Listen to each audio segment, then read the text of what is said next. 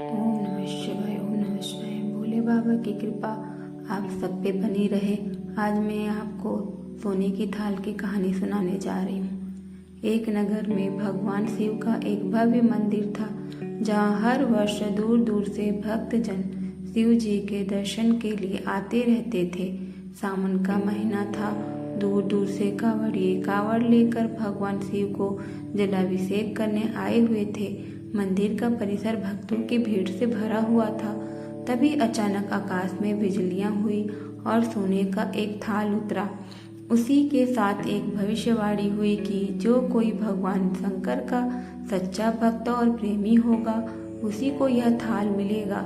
मंदिर के परिसर में उपस्थित सभी लोगों ने यह भविष्यवाणी सुनी। धीरे धीरे सभी इकट्ठे हो गए। जो लोग मंदिर की व्यवस्था देखते थे, उन्हें तो पूरा विश्वास था कि यह थाल हमें मिलेगा, इसलिए वे सबसे आगे जाकर खड़े हो गए। सबसे पहले एक पंडित जी आए और बोले, देखिए, मैं प्रतिदिन महादेव का अभिषेक करता हूँ, अतः मैं ही भोलेनाथ का सबसे निकटवर्ती प्रेमी और भक्त हूँ, इसलिए थाल मुझे मिलना चाहिए। इतना कहकर पंडित जी ने थाल उठाया। जैसे ही पंडित जी ने थाल उठाया, थाल पीतल का हो गया।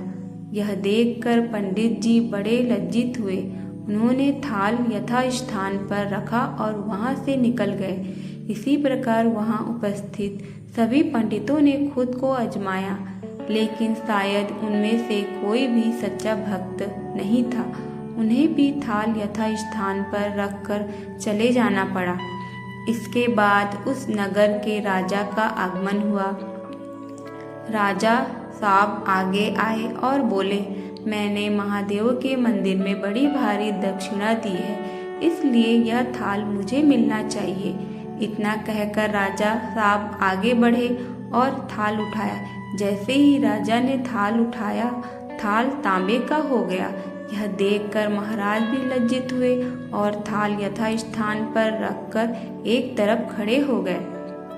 महात्मा और भक्त पधारे।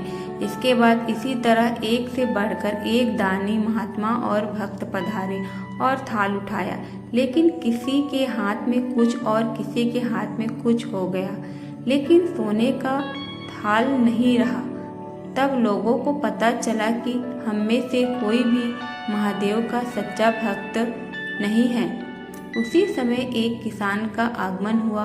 वो बेचारा महीनों बाद आज चतुर्मास के सोमवार के शुभ अवसर पर शिव जी के दर्शन करने आया था।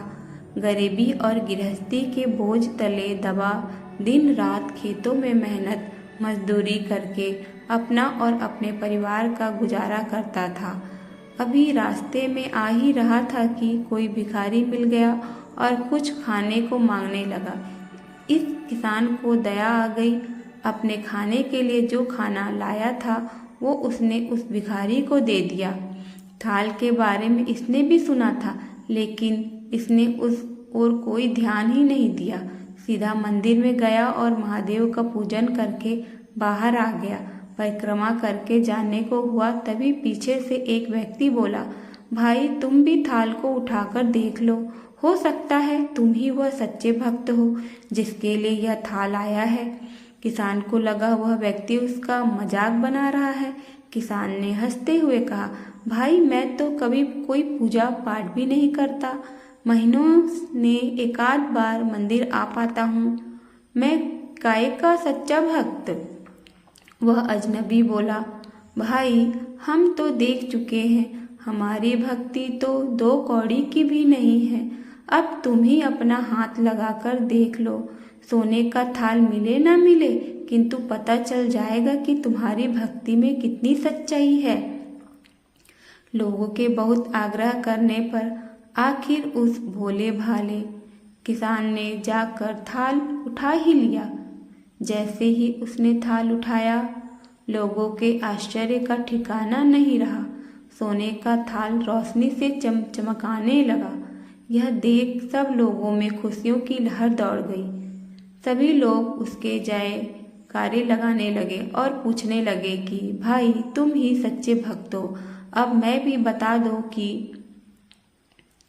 कैसी भक्ति करते हो जिससे महादेव तुमसे इतने प्रसन्न है। किसान बोला भाई मैं कोई भक्ति नहीं करता, मैं केवल दिन भर खेतों में काम करता हूँ और थोड़ा समय निकाल कर जरूरतमंद लोगों की मदद करता हूँ। इसके अलावा मैं कोई विशेष कार्य नहीं करता हूँ। लोग पूछने लगे, तुम लोगों की मदद क्यों करते हो?